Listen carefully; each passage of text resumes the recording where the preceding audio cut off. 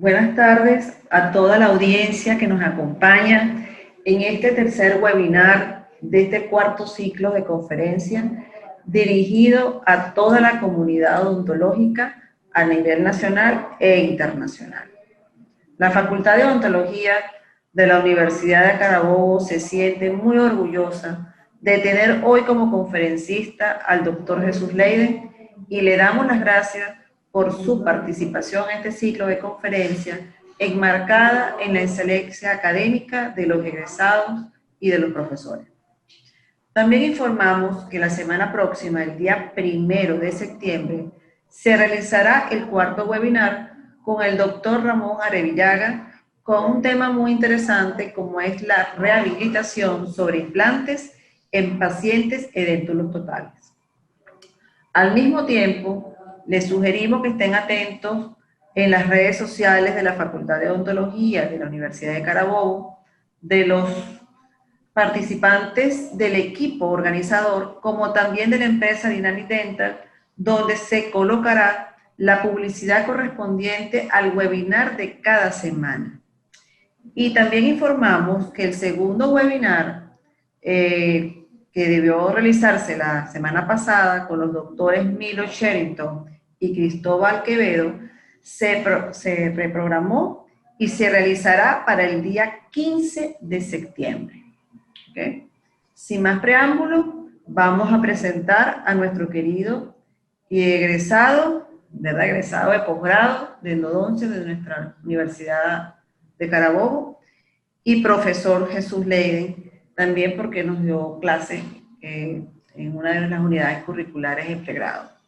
Es odontólogo de la Facultad de Odontología de la Universidad del Zulia, especialista en endodoncia de la Universidad de Carabobo, Venezuela, profesor de la unidad curricular IPIO de la Facultad de Odontología de la Universidad de Carabobo, y su práctica privada está limitada a la endodoncia en Doha, Qatar. Es conferencista nacional e internacional.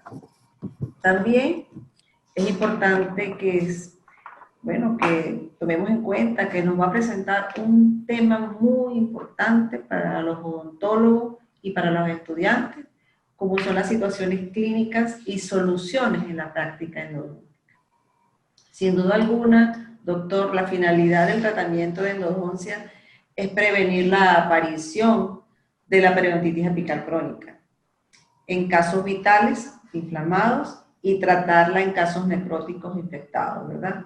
Y por supuesto, para obtener éxito se deben seguir concienzudamente pasos durante los tratamientos. Sin embargo, por un sinnúmero de motivos se obvian estos pasos y se presentan situaciones que ponen en entredicho el futuro del diente que se está tratando. Por lo que el pronóstico, sin duda alguna, es sumamente importante, pero el éxito depende de realizar el tratamiento superando todas esas situaciones clínicas adversas que por lo general, sin temor a equivocarme, casi el 100% pueden ser evitados. Doctor Leiden, dispones de un tiempo exclusivo para usted que nos permita conocer más de este tema tan importante para los profesionales de la odontología y para los estudiantes. Adelante, el tiempo es tuyo. Muchísimas gracias por la oportunidad de poder presentarme acá y mil gracias a la Universidad de Carabobo, la Facultad de Odontología, a usted, doctora. Y bueno, el día de hoy buenas tardes para ustedes, para acá a mí son buenas noches, un poquito más tarde. Y bueno, el día de hoy vamos a hablar de una serie de situaciones y soluciones que se presentan en la práctica diaria endodóntica.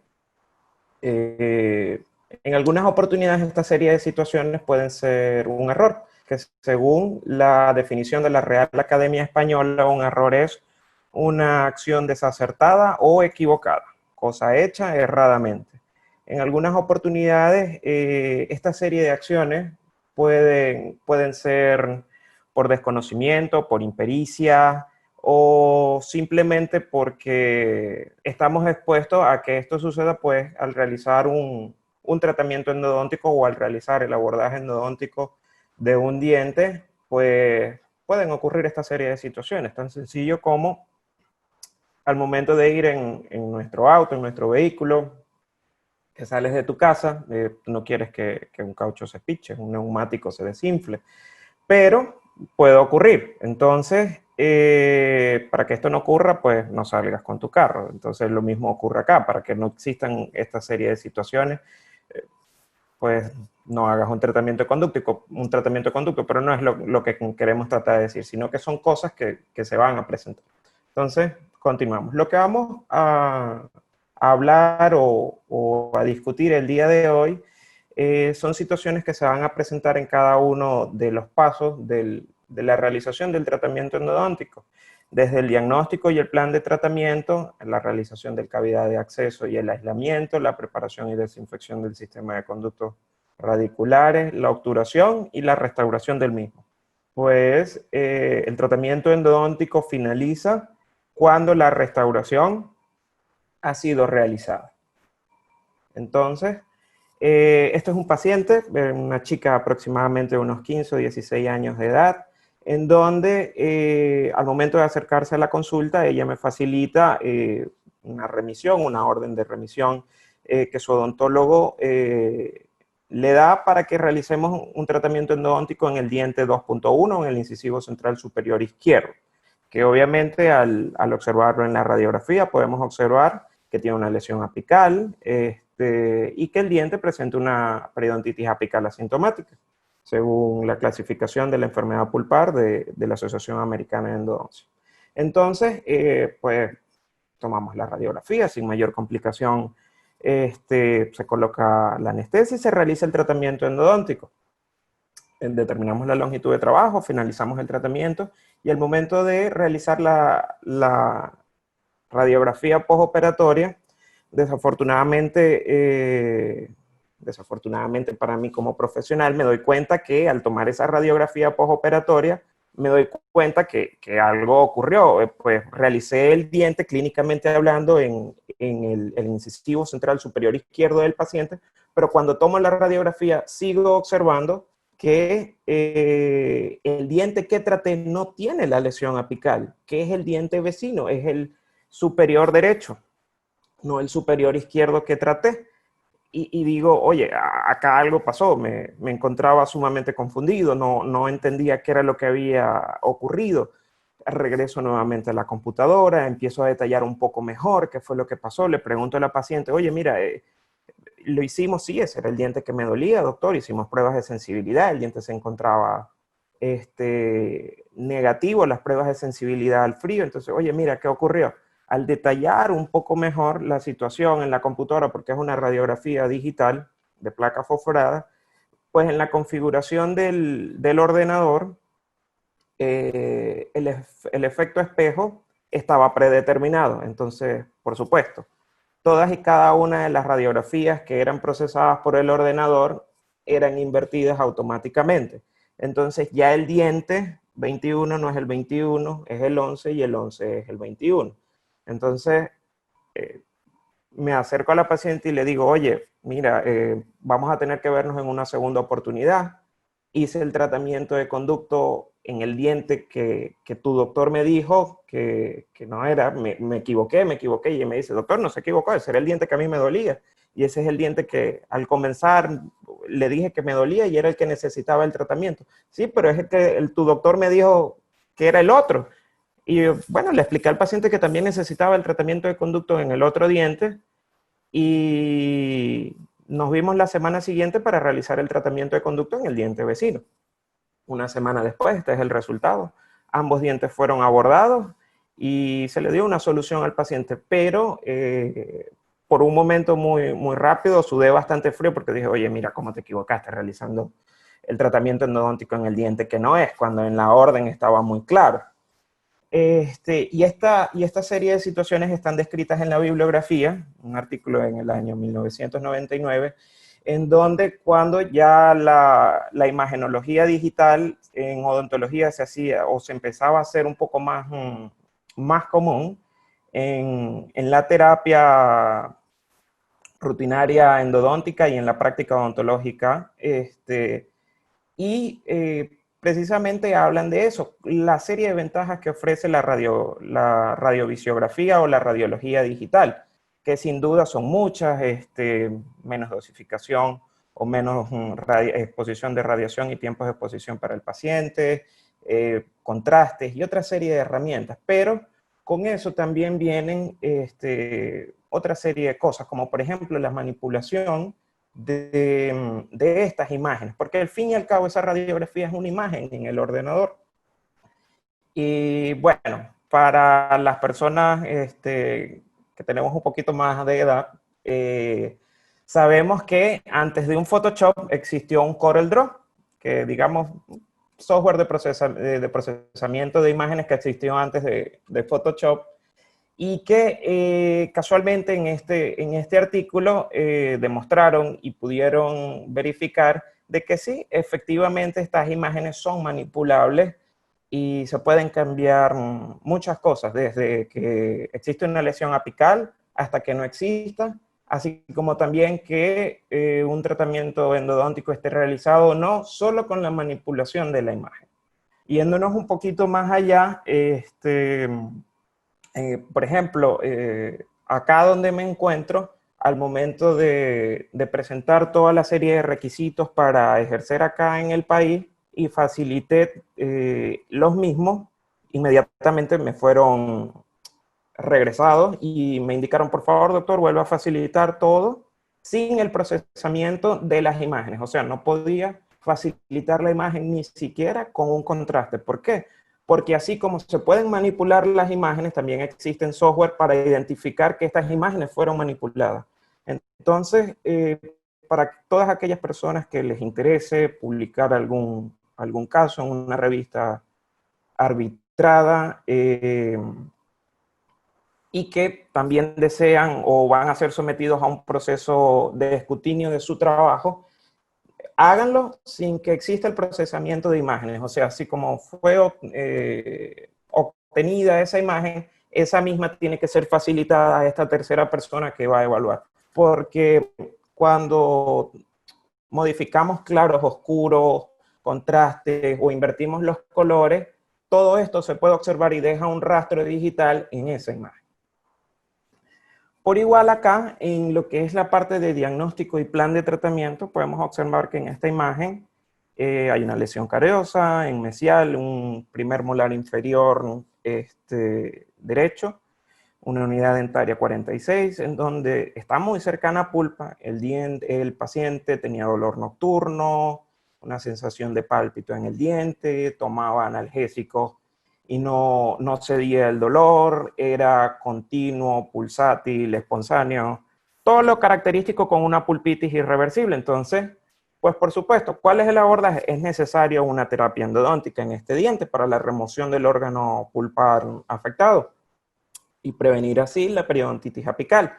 Pero todo cambia cuando esta paciente es una paciente embarazada de 7 meses, gemelar, y que es el bebé deseado. Cuando me refiero al bebé deseado, es que la señora acá que están observando en la radiografía tenía 5 años tratando de tener un bebé por distintos procedimientos asistidos de fertilización, entre otras muchas cosas. La señora había asistido a todos los médicos, en reproducción, en ginecología, terapia psicológica.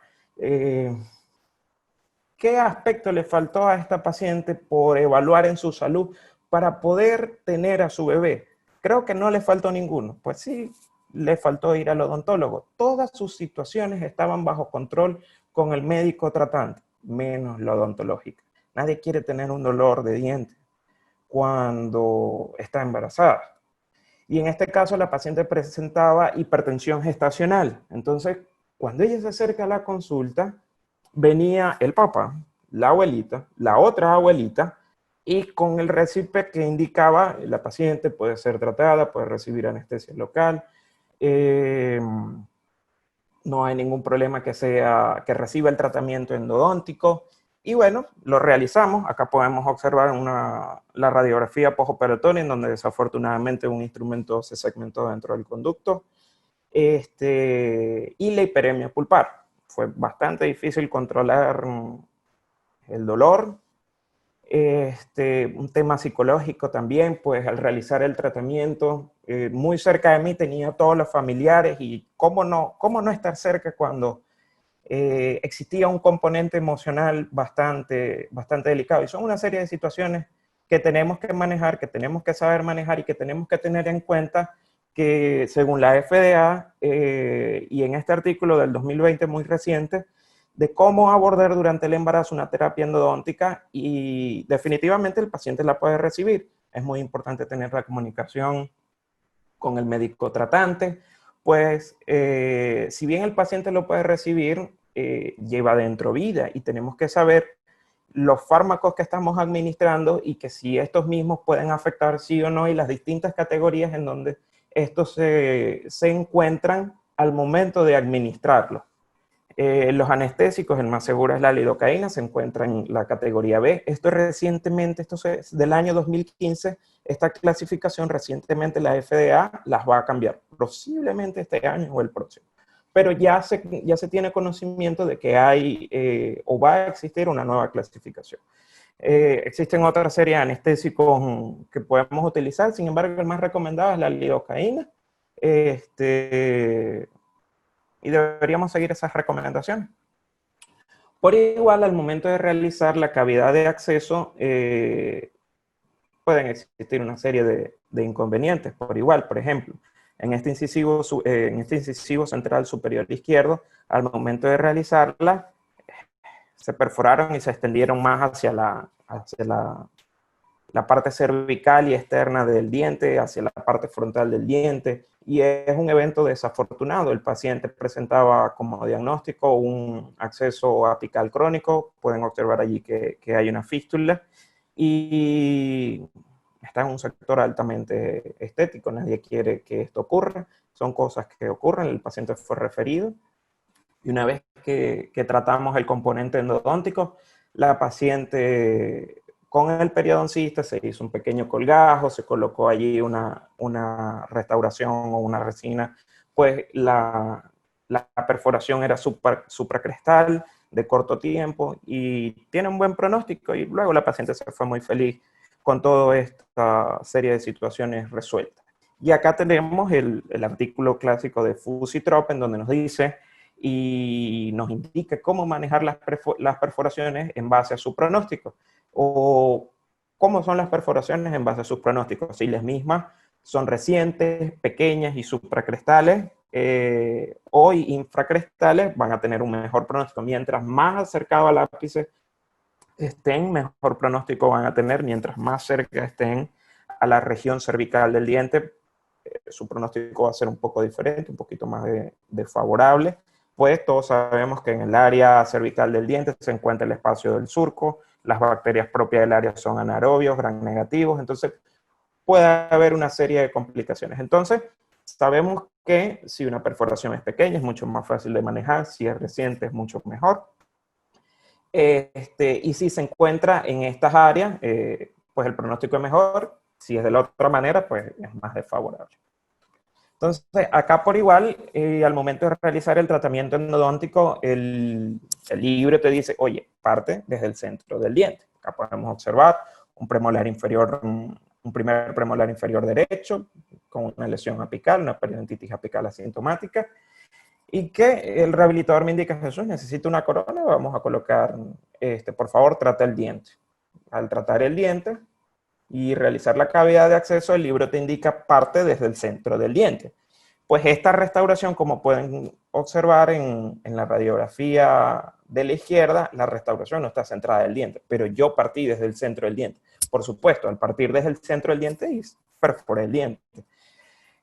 Simplemente un exceso de confianza de mi parte que me llevó a este error, porque sí, es un error. La perforación luego se selló con un cemento hidráulico, con biodento y un cemento a base de silicatos tricálcicos, pero acá no termina la historia. Desafortunadamente, para mí, para el paciente, hubo una extrusión de hipoclorito bastante considerable en la región del mentoniano, y hubo una extrusión de hipoclorito en el periodonto. La paciente inmediatamente al esto ocurrir sintió dolor, un sabor sumamente desagradable en boca, y nadie quiere tener un accidente con hipoclorito de sodio. Y ocurrió. Y si realizamos un tratamiento endodóntico, estamos expuestos a que esto ocurra. A pesar de que no queremos que esto sea así, estamos expuestos a que esto ocurra.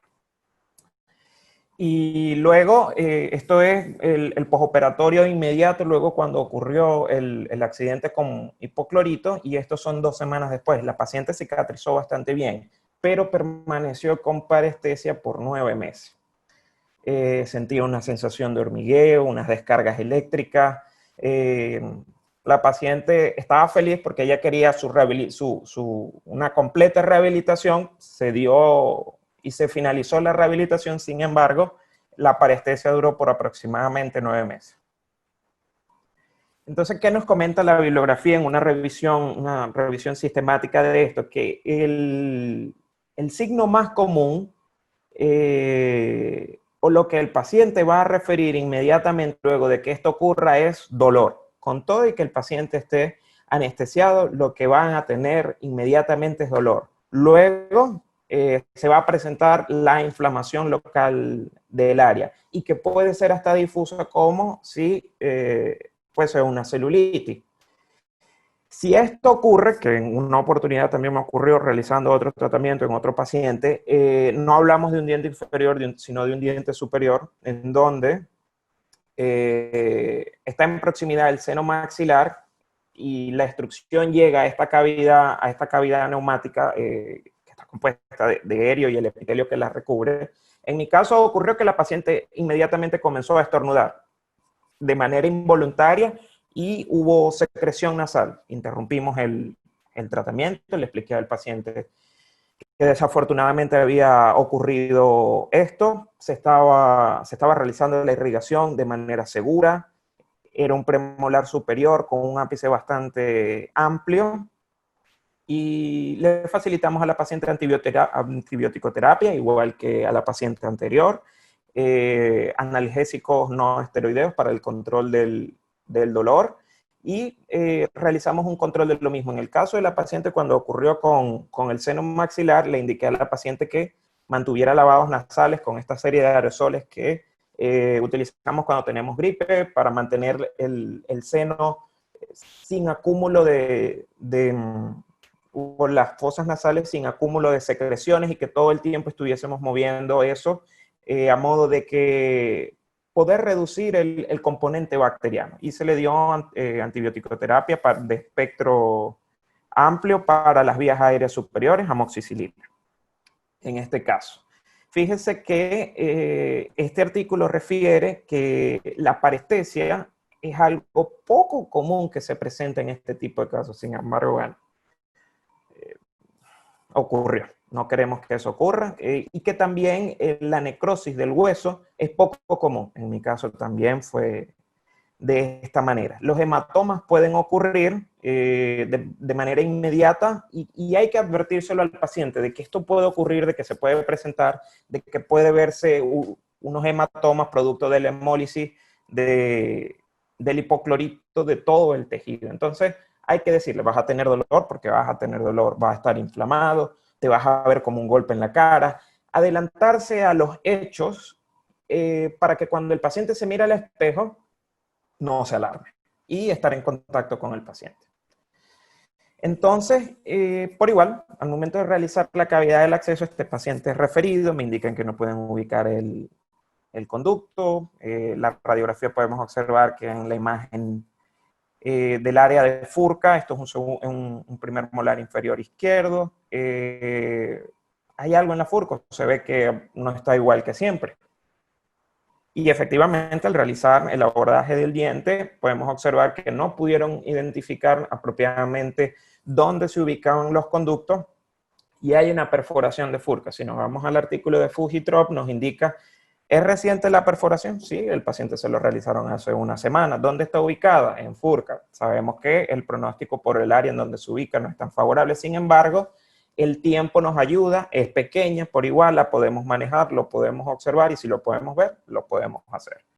Acá es donde nos tenemos que ir a las leyes de simetría, de cómo abordar el diente En este caso, el paciente tiene 4 conductos, 2 conductos distales, 2 conductos mesiales, y si trazamos una cruz y partimos desde el centro del diente, fíjese que los conductos mesiales están completamente en el centro de los conductos distales. Entonces, tenemos que seguir y evaluar qué es lo que el diente nos está diciendo. Nos está diciendo, oye, mira, si el conducto distal no está centrado, significa que hay uno mesial y hay uno distal, porque si el conducto distal no está centrado, obviamente hay que buscar e irnos un poco más allá. Este artículo es un clásico, el de Krasner y Rankov, se lo recomiendo a todo el mundo. Las leyes de simetría nos va a ayudar a identificar dónde se encuentran los conductos, generalmente dónde están, dónde podemos buscarlos, cambios de color en el piso de cámara, y es muy bueno leerlo y mantenerlo fresco, porque en base a esto pude identificar que el odontólogo tratante en este caso estaba buscando el conducto por donde no era, entonces lo hicimos de la manera apropiada. La conductometría, la obturación del sistema de conductos radiculares y la colocación de un cemento base de silicatos tricálcicos en el área de la perforación, y luego sellamos la entrada de los conductos a modo de que el odontólogo que lo iba a rehabilitar no manipulara el área, porque siempre causa un poco de curiosidad ver un material tan oscuro o tan gris como el MTA allí, y para que él mismo no lo eliminaran, colocamos un material sobre eso para que luego la restauración sea colocada sin ningún problema. Entonces, este es el artículo que les comentaba. Acá otro ejemplo, en donde fíjese que esto es un molar, un segundo molar superior, en donde vemos que el conducto palatino está en el centro entre el conducto mesiovestibular y el conducto distobucal. Entonces, sin ir muy lejos, el conducto palatino está en el centro, no hay presencia de un MB2, que generalmente se encuentra justo enfrente del distobucal y entre el mesio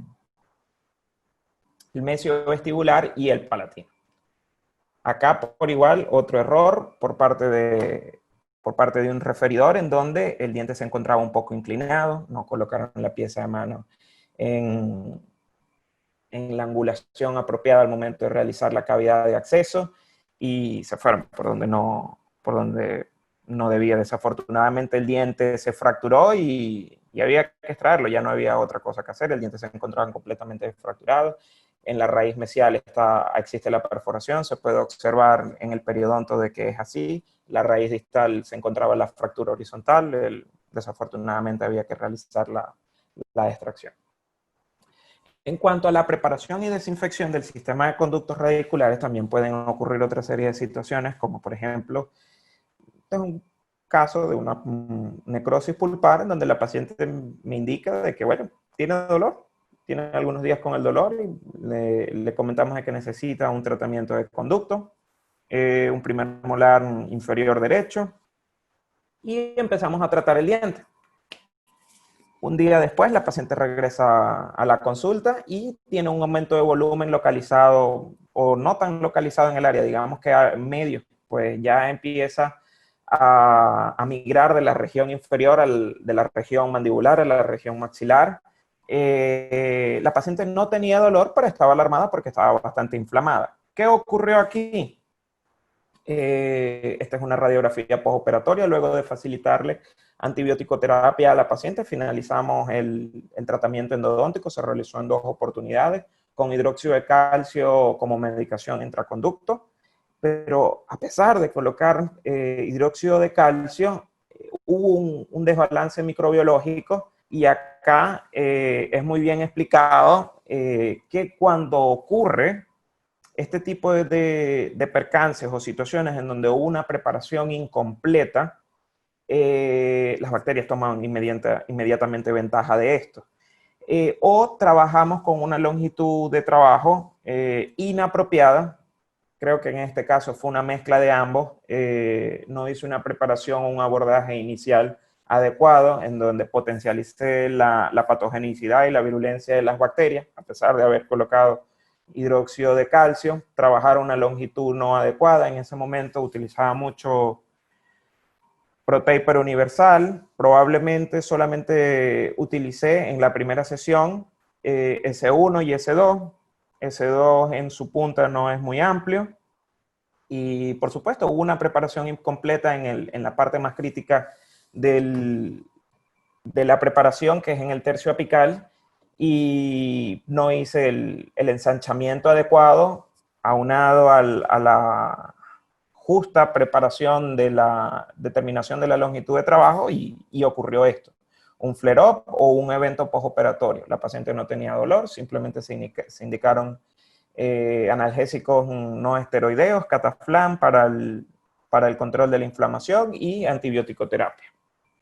Este es el control del tratamiento a los 2 años. La paciente se encuentra asintomática, recibió una restauración tipo amalgama y está feliz. Esto desapareció aproximadamente entre los 10 y 14 días.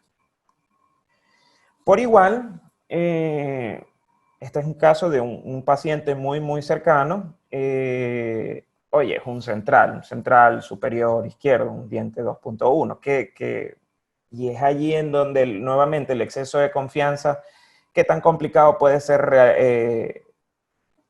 realizar el tratamiento endodóntico en un central, un único conducto. Y si observan la radiografía, ese tratamiento lo realicé yo, está acorde, y ya la paciente tiene una periodontitis apical. ¿Eso qué significa? Que mi primera intención de tratamiento fracasó y el diagnóstico era pulpitis. Entonces, si el paciente no tenía una lesión apical y yo estoy haciendo el control a los 2 años, algo falló. Jesús, te equivocaste, no hay mucho que ver. La paciente tenía un ligero dolor, él no estaba conforme con la restauración que tenía, y pronto se casaba y dice, oye, vamos a arreglar esto. Entonces, tenía un poste de fibra de vidrio. Lo que pasó a ser de un simple tratamiento endodóntico se complicó en lo que es un abordaje por segunda intención, un retratamiento, remoción de poste de fibra de vidrio, y además el paciente es muy cercano a ti. Lo pudimos realizar, determinamos la longitud de trabajo.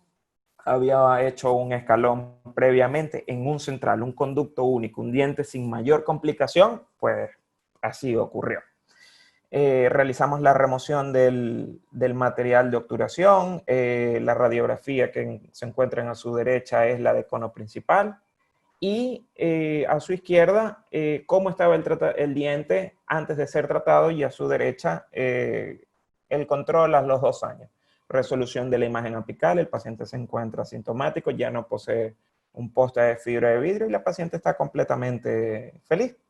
Pero es allí en donde en algunas oportunidades el exceso de confianza puede jugar algo bastante importante. Hizo un escalón, no pude abordar el diente apropiadamente, y a pesar de que el diagnóstico era pulpitis y que la bilografía me refiere, este es a 2 años control, como lo comenté, la radiografía me refiere que los dientes que tienen como diagnóstico pulpitis, en el 96% de las oportunidades en donde se realiza el tratamiento, son exitosos. El tratamiento endodóntico es exitoso en estos casos, y en la mayoría de las oportunidades el tratamiento endodóntico es exitoso. Entonces, si yo trabajo entre los 0 y los 2 milímetros, como la imagen a su izquierda lo indica, yo voy a tener cerca de un 94% de éxito. Pero si trabajo por debajo de esos 2 milímetros de la longitud de trabajo real del diente, mi tasa de éxito baja. Y si el diente, esto es en casos necróticos, pido disculpas, esto es en casos de dientes necróticos. Anteriormente hablamos de casos vitales, y en esta oportunidad de casos necróticos. Si el diente tiene una lesión apical, la tasa de éxito es del 76%. Si no tiene la imagen apical y trabajo entre los 0 y los 2 milímetros, voy a tener una tasa de éxito mayor. Y cuando realizo un retratamiento, y el diente tiene una lesión apical, la tasa de éxito es un poquito menor. Y sin embargo, logramos obtener un resultado predecible con el retratamiento del diente y el abordaje adecuado y apropiado a la longitud de trabajo específica para este caso. Entonces, es uno de los aspectos más importantes. También Por ejemplo, si nos vamos otra vez a las leyes de simetría, podemos observar que en este caso los conductos mesiales no están completamente centrados en relación a los conductos distales. Entonces, buscando un poquito más, podemos observar que hay un tercer conducto mesial y ahora la imagen sí está más completa, en donde los conductos distales están completamente centrados en relación a los conductos mesiales. Tenemos 3 conductos mesiales y 2 conductos distales. Por igual, es muy importante tratar, en la mayoría de los casos de los primeros molares superiores existe la presencia del segundo conducto mesiovestibular. Entonces, hay que buscarlo. Sabemos que está allí y hay que buscarlo, como es en este caso, porque ¿qué otras cosas pueden ocurrir cuando no observamos o se nos pasa por alto un conducto? Este es un segundo molar superior derecho, su radiografía preoperatoria, y al momento de realizar la cavidad de acceso del diente podemos observar que hay 2 conductos palatinos. ¿Cuál es la tasa de incidencia de esto? Muy, muy, muy baja. Pero hay que estar atento y leer cuáles son las características anatómicas del diente que estamos tratando. En este caso, ningún conducto estaba centrado, y hay que buscarlo. Estaba allí, sobre todo la cantidad de burbujas que estaba haciendo para el momento el hipoclorito de sodio, que me indicaba que, oye, hay algo por allí que sigue el hipoclorito trabajando en ella. Era un segundo conducto palatino. Acá podemos ver las radiografías postoperatorias, en donde contamos 1, 2, 3 y 4 conductos en un segundo molar superior. Poco frecuente. Entonces, un artículo bastante, una literatura bastante reciente del año 2019, 2 amigos, Juan Pacheco y Belia Gazaneo, muy buenos amigos, te dicen que los dientes desarrollan periodontitis apical en el 98% de los casos cuando se omite un conducto. Generalmente el conducto que se omite, si hablamos de un primer molar superior derecho, es el segundo conducto mesiovestibular, y que los dientes, cuando se omite un conducto, son 6.25% veces más propensos a desarrollar periodontitis apical que un diente con pulpitis completamente tratado. Entonces, hay que buscar, hay que leer la anatomía del conducto, hay que enfocarnos en el caso. Sabemos que a veces vamos a trabajar con muchas ideas en mente, el exceso de confianza, como hemos mostrado en los casos previos, puede jugar un rol determinante, y hay que enfocarnos y saber, tener el background suficiente de que tenemos que tratar todos los conductos, porque si no vamos a tener un problema después. Y generalmente el paciente regresa y dice, oye, mira, ¿sabes qué? Recibí un tratamiento de conducto en este diente y me sigue doliendo. Es generalmente lo que dice el diente. Entonces, otra de las cosas que puede ocurrir es que al momento de realizar la preparación del sistema de conductos radiculares, en este caso un molar inferior, un primer molar inferior izquierdo, ya este tratamiento ya yo lo había culminado, lo estaba realizando con limas Gentoo, que el fabricante te indica que si quieres darle un poquito más de conicidad al diente, puedes utilizar una última lima 2507 para darle más conicidad o más taper a la preparación. Y efectivamente eso fue lo que le hizo, porque quería darle más taper para que se me hiciera un poco más fácil la preparación. ¿Y qué ocurrió? En apical, como pueden observar allí, hay un instrumento segmentado y a pesar de haber culminado la preparación, quería darle más taper, que a lo mejor no era tan necesario porque el caso era un diente vital. Entonces, a veces no es tan necesario irnos a pasos adicionales, sino quedarnos con justo lo que necesitamos. ¿Qué les quiero tratar de decir con eso? Hoy en día, hoy por hoy, esto ya es Jesús hablando por él mismo. En la imagen a su izquierda, esto era cómo yo preparaba antes un diente, cómo realizaba una terapia endodóntica anteriormente. Tenía muchas limas, o utilizaba muchas limas. Utilizaba ProTaper, son 6 limas base, más preparaciones manuales. Hoy en día, si tú colocas más limas dentro del conducto, tienes más posibilidad de que alguna de ellas ocurra algún evento. ¿Por qué? Porque mientras más número de instrumentos utilices, más posibilidad tienes de que alguno de estos se fracture o se segmente dentro del conducto. Entonces, hoy en día, trato de estudiar con la radiografía preoperatoria cuál es el diente que voy a tratar, cuáles son las necesidades de ese diente, está vital, está necrótico, y mientras menos limas utilice, mejor. Ojo, no estoy diciendo que estoy preparando con una lima, con una única lima. Tampoco estoy diciendo no coloques limas dentro del conducto. Solo estoy diciendo que hay que leer muy bien qué es lo que el diente dice. Porque también la bibliografía te dice de que si es un diente no vital y que es un diente con una imagen apical, mientras tu preparación sea más amplia, vas a tocar más superficies del conducto y al tocar más superficies del conducto, vas a limpiar mejor y por ende va a tener un mejor pronóstico porque bajas la carga bacteriana de manera sustancial. Entonces, lo que estoy tratando de decirles es que evaluemos muy bien, es un conducto, es un diente vital, hasta cuándo necesito preparar en un diente vital, cuánto es el tamaño de ese ápice en promedio, y en base a eso dirigir nuestra preparación y nuestra desinfección. Acá por igual, me refiero en el caso, no le dedique el suficiente tiempo a la evaluación preoperatoria. Se puede observar en la imagen de la izquierda que en los conductos mesiales puede ser que estén un poco desviados. No lo vi en esa primera oportunidad y por exceso de confianza al realizar la obturación por igual hay una desviación del conducto.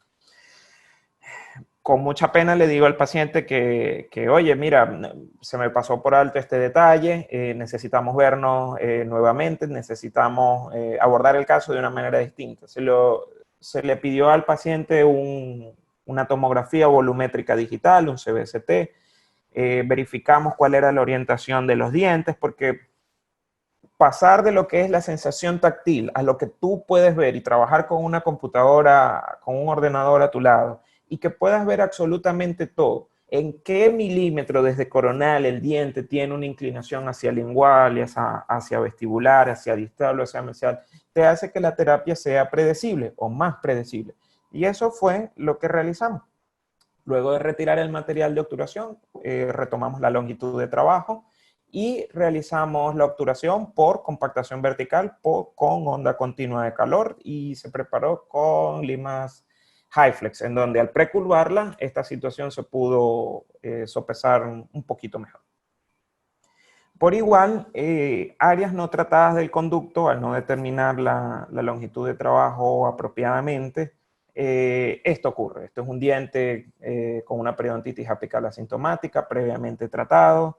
El diente no fue abordado de la manera adecuada, retiramos el material de obturación, determinamos la longitud de trabajo, la corroboramos radiográficamente y luego realizamos la obturación del diente.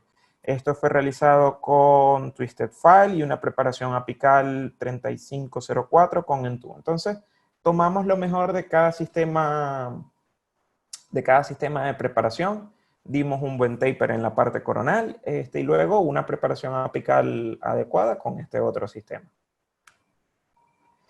En cuanto a la obturación de los dientes, es una fase más de la terapia endodóntica y que no debemos pasar por alto. O sea, nadie quiere toparse con esta radiografía en donde un diente con un ápice inmaduro, el material de obturación no solo está un poco más allá, está mucho más allá. Entonces, este fue un caso bastante complejo, en donde se hizo muy difícil controlar el exudado, se hizo muy difícil controlar todo en este paciente, y hay una razón por qué. El paciente cuando se acercó a nosotros ya había perdido la cuenta, la cantidad de veces que le habían hecho un tratamiento de conducto en ese diente. Afortunadamente pudimos retirar el material de obturación sin mayor cosa. Era una lesión tan grande que se programó para una cirugía apical y al momento, como cualquier cirugía, a pesar de ser una cirugía ambulatoria, se le realizaron exámenes preoperatorios al paciente y al momento de realizar los exámenes de laboratorio correspondientes, el paciente resultó positivo para el ELISA, para el HIV, salió reactivo. Entonces ya no estabas tratando a un paciente ordinario, sino un paciente con unas necesidades especiales, pues es seropositivo o HIV positivo, en donde se llegó a este diagnóstico por un tratamiento de conducto. El paciente no tenía conocimiento de esto y de pasar de una cirugía apical, su médico tratante nos prohibió cualquier abordaje quirúrgico y hoy en día el paciente llevamos ya creo que 7 u 8 años en control, él se encuentra en Perú y está bastante bien ahí. Nos tocaba el control este año, pero por temas pandemia no lo hemos podido realizar. Pero el paciente está muy bien, está feliz. Hoy en día, a pesar de haberse mudado a otro país, sigue con su control por parte de su condición y el paciente está bastante bien. Por igual acá, más o menos el mismo tema. Acá prácticamente pescamos el material de obturación al momento de tratar de removerlos del sistema de conductos radiculares o del conducto. Se fue más allá del periápice, me fui un poco más allá con una lima y pudimos retirar ese material de obturación. Entonces, hay que valorar muy bien esa radiografía preoperatoria, tratar de tener en el background mental cuál es el tamaño en promedio de ese ápice, por qué este tratamiento a lo mejor está fallando, hay una buena preparación, a lo mejor no, porque el material de obturación no tiene un stop, al no haber un stop se fue más allá, al irse más allá significa que no hubo una preparación adecuada, entre otra serie de detalles, y una lesión bastante grande. Pudimos removerlo, retirarlo, este caso se realizó un plug apical de MTA, un material hidráulico a base de silicatos tricálcicos.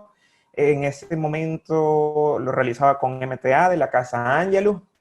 Hoy en día me doy cuenta de que somos muy buenos en palabras generales los venezolanos, pues el material es bastante engorroso de manejar. Hoy en día utilizo unos materiales un poquito mejor trabajados, con una partícula más finita, más delgada, que al momento de la manipulación traducen al clínico otra serie de ventajas. Entonces, al tener la oportunidad de utilizar otros materiales, me doy cuenta de que somos muy buenos porque sobrepasamos con habilidad manual esta serie de obstáculos, porque este otro material del cual generalmente disponíamos en Venezuela no nos ofrecía tantas ventajas como estos otros. Hoy en día, ya casi finalizando, en el lugar en donde trabajo, en el lugar en donde estoy ejerciendo, en el país en donde estoy ejerciendo, generalmente acá no se tiene por costumbre las costumbres que tenemos en el mundo occidental, que es que el odontólogo por especialidad, por ejemplo, en mi caso, el odontólogo que realiza el tratamiento de conducto generalmente es el odontólogo que restaura. Al momento de llegar y empezar a ejercer aquí, para mí fue un shock bastante grande porque yo no restauraba ningún diente. Entonces, tuve que empezar a estudiar otra vez, generaciones de adhesivos, técnicas de grabado ácido selectivo solamente en esmalte. Entonces, al principio lo vi como que, oye, estoy restaurando dientes, yo soy endodoncista. Pero hoy en día lo veo como, oye, qué bien que lo estoy haciendo, pues le estoy ofreciendo al paciente un mejor pronóstico. Pues al realizar yo la restauración, esa restauración la estoy realizando bajo aislamiento absoluto. Entonces estoy controlando aún más variables, pues qué contaminación puede tener una restauración que ha sido realizada bajo aislamiento absoluto, prácticamente ninguna. Y tengo que ser completamente honesto. En algunas oportunidades cuando colocaba el aislamiento no tenía mayor detalle no tenía o no conservaba mayor detalle en que si la grapa estaba molestando el periodonto, la encía, si cortaba la encía o no con la pieza de mano. Entonces, eso siempre se traducía en un poquito de molestias postoperatorias para el paciente. Y es también importante tener este otro aspecto en cuenta, la restauración del diente, pues que hasta que el diente no es rehabilitado, el tratamiento endodóntico no ha finalizado. Y acá podemos observar restauraciones directas en resina en estos dientes. Hace un poco más de un año estas restauraciones eran bastante menos bonitas que las que están presentadas acá. Hoy en día las hago un poco mejor y Y, por supuesto, cuando puedo colocar la restauración directa, lo hago cuando el diente necesita una restauración indirecta, llámese incrustación, inlay, onlay, o una corona, referido apropiadamente al rehabilitador. Sin embargo, acá, el paciente tiene por costumbre que el odontólogo tratante hace la mayoría de los procedimientos. En mi caso no es de esa forma. Sin embargo, he aumentado y he ampliado la cantidad de procedimientos en cuanto a la parte de rehabilitación que anteriormente realizaba. Y es algo positivo, creo que es así. Acá podemos observar las radiografías postoperatorias. Todos los tratamientos, el diagnóstico inicial fue de pulpitis, fueron tratados en una sesión, primeramente los premolares, y en una segunda sesión el canino. Se colocaron restauraciones directas y la paciente, por supuesto, estaba muy feliz. Ya para finalizar, les muestro un poquito de lo que es mi vida cotidiana acá en el estado de Qatar. Hay muy poquitos venezolanos, es una comunidad sumamente pequeña. El mundo acá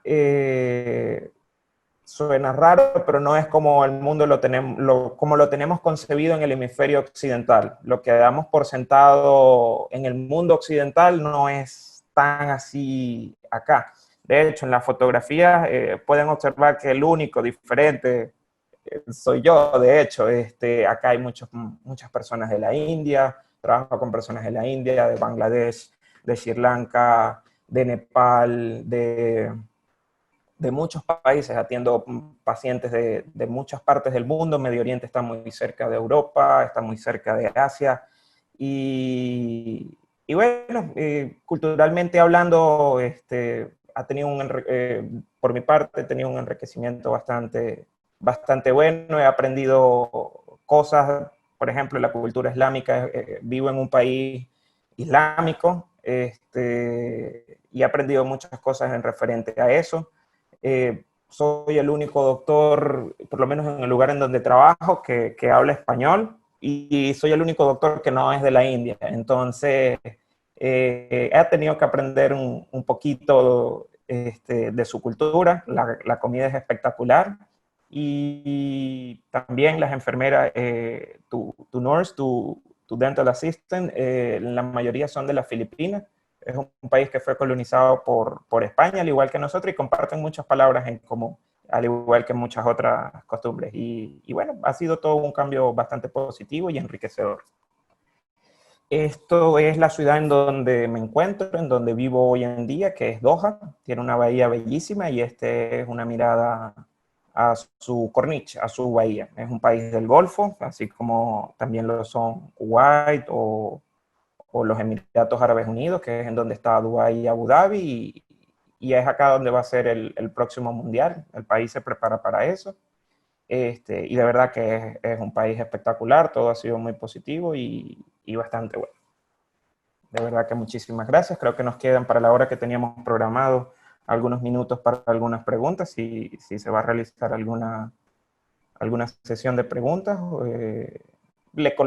Ha tenido que aprender también un poquito de árabe, sigo aprendiendo. Hoy en día me estoy aprendiendo las letras. Allá abajito dice shukran, que es gracias en árabe. Entonces, hoy en día me encuentro aprendiendo árabe. Excelente. Pero nos vas a contestar en español, por favor, Jesús, ¿oíste? No, todavía no soy tan bueno contestando Bueno, de verdad que muchísimas gracias por tan excelente conferencia. Sin embargo, déjame leerte aquí algunos comentarios que te han dejado, muy bonitos, muy lindos.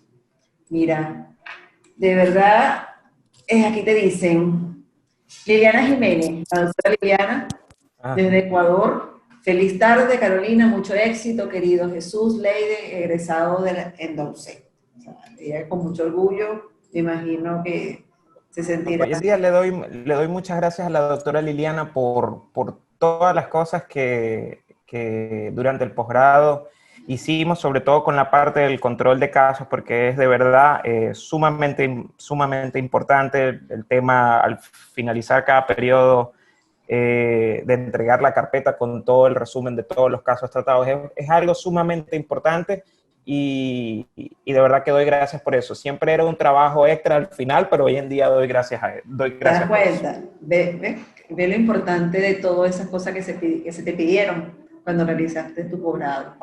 Mira, vamos a seguir acá con los comentarios. La doctora Indira Toledo te dice, buenas tardes, doctor. Felicitaciones por su conferencia. Pocos muestran sus errores públicamente y a todos les sucede. Sí, Y realmente a todo.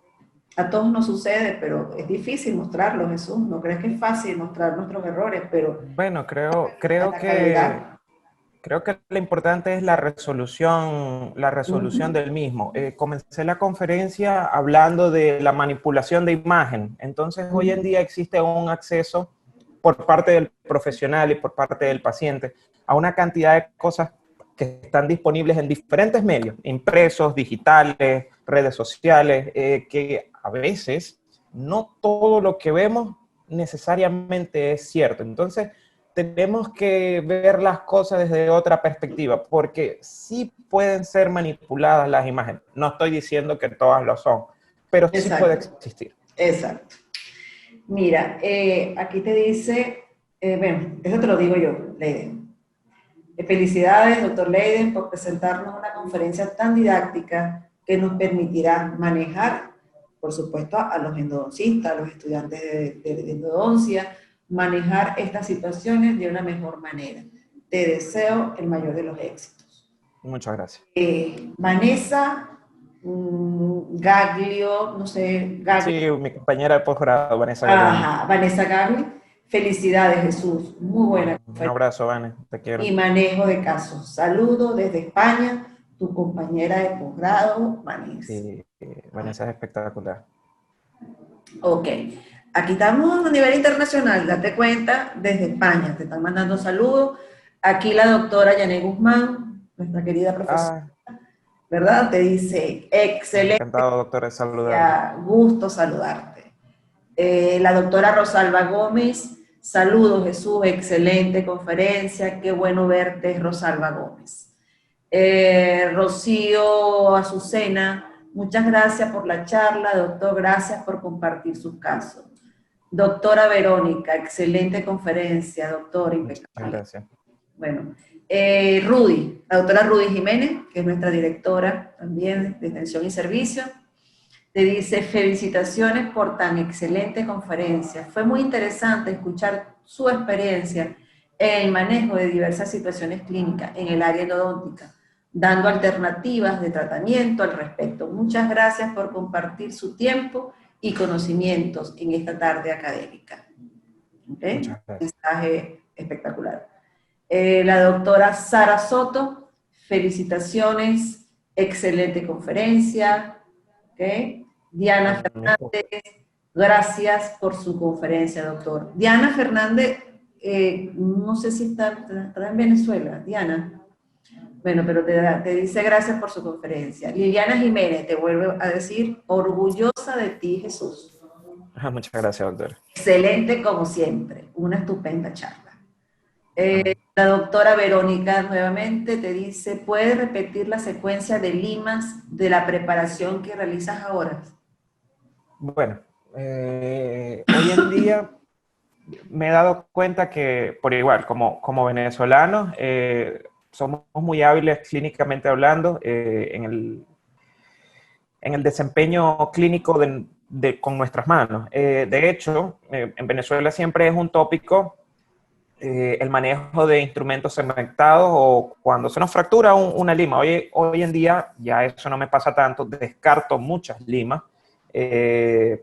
Gracias a Dios tengo acceso a reponer estas de manera muy frecuente y ya no fracturo tantas limas como antes. O sea, a una lima le puedo dar, si es tratada la misma térmicamente, un máximo de 4 o tope 5 usos. En promedio son 3 o 4 usos que le estoy dando. Una lima para finalización apical, menor cantidad de usos, entonces ya no parto tantas limas, ya no se me fracturan tanto. Pero es por esto, hay un mejor control del instrumento. Hoy en día, mi terapia, combino muchas limas. Es algo a lo que doy gracias a mi escuela, porque acá trabajo con personas de muchas partes del mundo y no es común, no es común. De hecho, antes de estar aquí estuve 2 años en Chile. No es común ver cómo mezclas un sistema con otro. Entonces, de verdad, doy muchas gracias por la escuela de la que vengo, por los profesores que me formaron, pues es gracias a ellos que yo puedo realizar estas cosas, en donde al realizar una valoración apropiada de cuáles son las necesidades del diente a tratar, qué te ofrece una lima respecto a la otra y cómo puedes combinar las mismas en el tercio coronal, en el tercio medio o en el tercio apical, me hace realizar un abordaje diferente al diente o por lo diferente respecto a los profesionales que tengo al lado. Ojo, no quiere decir que ellos son menos o más y que yo soy más o menos. Simplemente el abordaje es el mismo, el abordaje es diferente, el objetivo es el mismo. Pero en Claro. promedio, en palabras generales, acá se utiliza mucho ProTaper universal. Pero es que ¿cómo no se va a utilizar? Es un sistema base, es un sistema que tiene en el mercado más de 20 años y es un sistema que te dice, oye, tú la mayoría de los dientes a tratar los puedes resolver de esta forma, siguiendo esta secuencia de S1 a F3. Pero la verdad es que no todo puede resolverse de esa forma. Hoy particularmente yo utilizo mucho Twisted File, luego cambio 2508, luego cambio una lima intermedia, generalmente puede ser S2, llego al tercio apical, determino la longitud de trabajo, o bajo con una lima 2506, por igual de la casa F2, y termino con Entú, 3005, 3504, 4504, un conducto distal en algunas oportunidades F5, un conducto palatino, un conducto distal. Mientras controles mejor tu preparación, en algunas, por supuesto, sin desviarnos de lo que es el tamaño de ese ápice en promedio, sin dejar de percibir lo que es la anatomía del conducto, porque pues es uno de los principios de Schiller, conservar la anatomía del conducto, y al mantener eso, el resultado va a ser bastante óptimo. Qué bien. Mira, seguimos con los comentarios, Jesús. Vamos a leer de lo que es necesario. El doctor Hansel Lupol, Hanselito. felicitaciones. ¿Cómo? Hansel, Hanselito.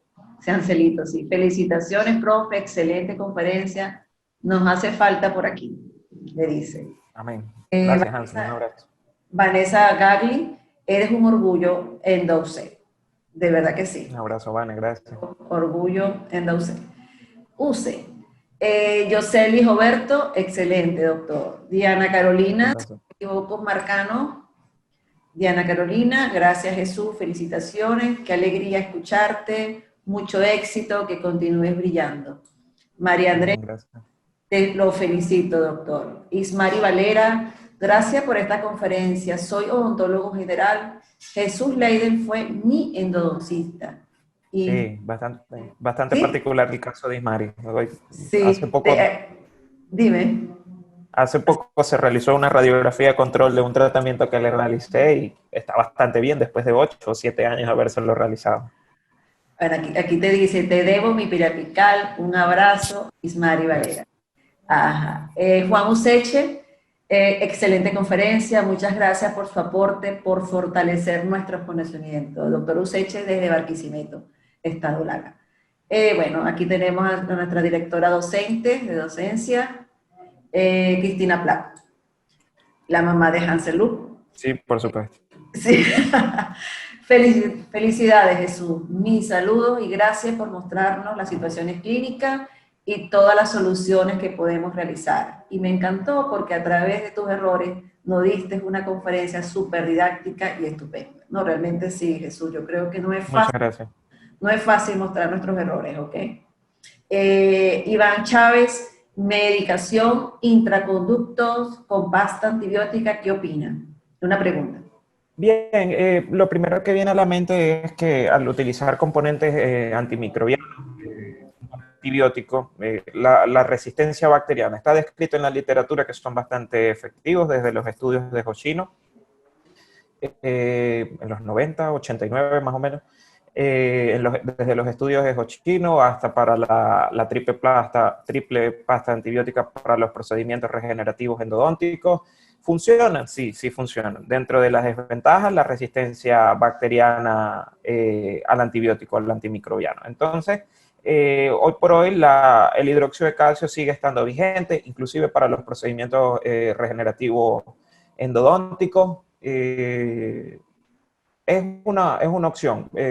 Lo he utilizado, sí, en casos muy particulares, en procedimientos regenerativos endodónticos o revascularización. Pero el hidróxido de calcio también ha mostrado resultados bastante buenos. Está escrito en la bibliografía. Entonces, creo que el hidróxido de calcio sería un poco mejor para evitar este tema de la resistencia bacteriana como medicación intraconducto. Ok. Aquí te dicen, esos accidentes no le suceden solo a los que no hacen endodoncia. Gracias. Excelente conferencia. Aquí te dicen María Alejandra Celis, gracias doctor por compartir su experiencia con tanta humildad. Excelente. Quería saber si el Teracal es un material biocerámico que se puede usar como el EBTA. Bueno, el fabricante indica que sí. Sin embargo, José Camerelli, una excelente doctora con un background bastante bueno sobre lo que es el estudio de los cementos a base de silicatos tricálcicos, al comparar el Teracal con otros cementos de la misma naturaleza, estos otros presentan un performance un poquito superior. Entonces, en cuanto para mí, para Jesús, no utilizo Teracal, prefiero utilizar estos otros materiales a base de silicatos tricálcicos, que hay muchísimos en el mercado. Biodentin, MTA, yo utilizo ahorita el MTA de la casa Ultraden, no recuerdo exactamente el nombre, pero es el de la casa Ultraden.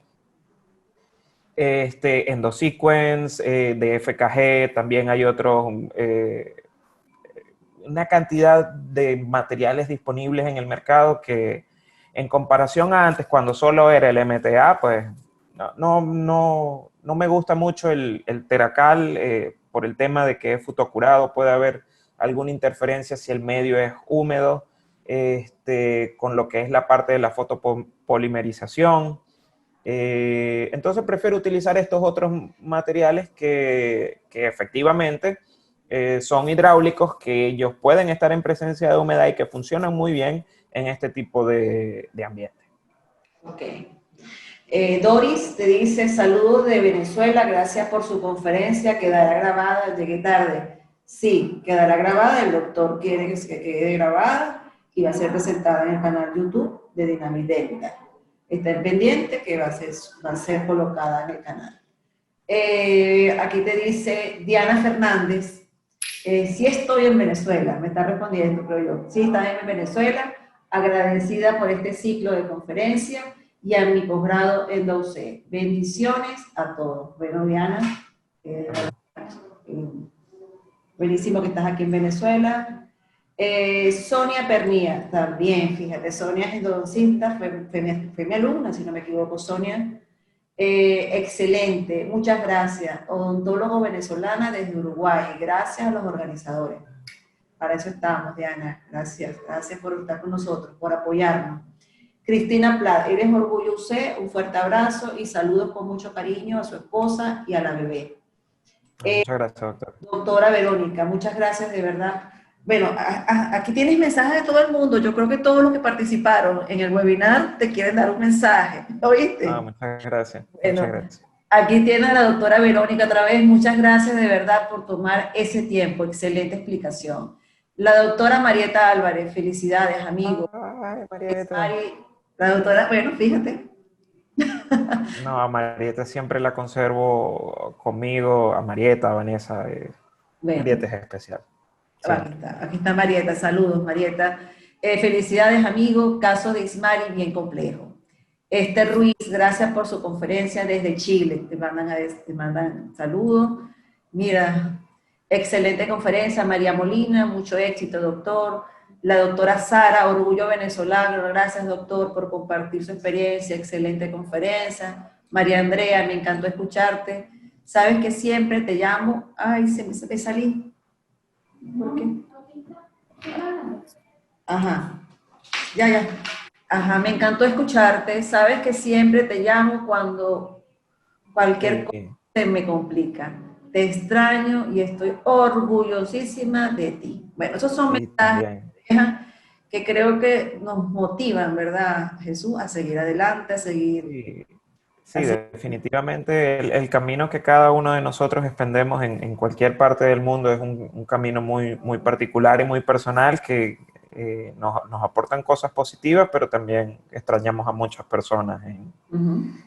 estando distantes. Ok, aquí, bueno, en la parte de preguntas, la doctora Carmen Mogollón te dice, felicitaciones por la presentación. Me gusta que coloque casos en los cuales hubo fallas y admitirlo. Muchísimas gracias. Doctora Verónica Peroso, felicidades. Ay, Vero. Tan bello Samuel Uy. Vero. Ok, bueno, ya esta pregunta ya te la hicimos. Medicación intraconducto con pasta antibiótica, ¿qué opinas? Ya. Sí, bueno, lo que le comentábamos. Ya la Ujú. respondimos. Sí, ya la respondiste. Y aquí te mandan esta. Buenas tardes, doctor Jesús. Una pregunta. ¿Qué pronóstico tienen las falsas vías en una raíz mesial de molar inferior donde la lima se desvía al periodonto? ¿Y qué procedimiento haría? Bueno, creo que todos los días, hoy estudio menos, ya soy papá, entonces, bueno, el tiempo que le dedico a estudiar es un poquito menos en comparación al de antes, pero a medida que han ido pasando los años, la resolución del problema ha ido cambiando en base al estudio o a la lectura que le doy al tema en particular. Hoy por hoy indicaría una tomografía volumétrica que me permitiría evaluar en principio la perforación. Luego, verificar si el conducto se encuentra permeable, hacia dónde está, cuál es la orientación del mismo y si efectivamente puedo resolverlo. Porque en algunas oportunidades no se puede, o sea, hay momentos en donde no se puede. Si le preguntamos al doctor Raúl Aponte, lo haría a lo mejor de otra forma. Él tiene el microscopio y el abordaje para él es un poco diferente. Para mí se inclina de esta forma. Recuerdo que cuando trabajaba un poquito más de la mano con el doctor Raúl Aponte, él se inclinaba por esta otra forma, con el abordaje del caso con el microscopio. Eh, Creo que lo haría de esa forma, con una tomografía volumétrica digital. El pronóstico del caso depende del diagnóstico. Si el diente es vital, no es vital, dónde se encuentra la perforación, si es en el tercio coronal, en el tercio medio o en el tercio apical del conducto, qué tan pequeña o grande es la misma y hace cuánto tiempo fue realizada. Estos tres factores nos van a determinar el pronóstico de eso. Ok. Si el caso es necrótico o es no vital, el pronóstico es un poquito más desfavorable. Si es muy grande, pues por supuesto sellar un defecto grande no es lo mismo que sellar un defecto pequeño. Pequeño, Y claro. si esa perforación es reciente o tiene más tiempo, pues el componente bacteriano va a hacer su parte si tiene mucho tiempo. Bueno, Jesús, creo que no hay más preguntas y de verdad que vamos a cerrar, ¿verdad? En la tarde de hoy te queremos dar las gracias nuevamente por tan excelente conferencia, tan didáctica, que nos mostró las situaciones clínicas que se pueden presentar al realizar un tratamiento endodóntico, pero también las soluciones que nos permitirán solventar la problemática. Te deseamos todo lo mejor en tu ejercicio profesional en Doha, Qatar, y te esperamos pronto de vuelta, ¿oíste? Te esperamos por aquí Amén. para que nos brindes todos esos conocimientos y experiencias y por ende que tengamos nosotros una actualización de vanguardia. Muchísimas Amén. gracias y esperamos poder contar contigo en otras oportunidades. Muchas gracias, doctora, por la oportunidad y a todas las personas que nos vieron el día de hoy. Mil gracias. Sí, la doctora Cristina Plax fue un enlace de verdad para para que tú estés con nosotros hoy. Muchísimas gracias, vuelvo a repetírtelo. De verdad, estamos encantados con esta conferencia que nos permite, como te digo, adquirir conocimientos y experiencias tuyas. Muchísimas gracias y feliz tarde para todos. Gracias a ustedes. Igual, feliz tarde, feliz noche para mí.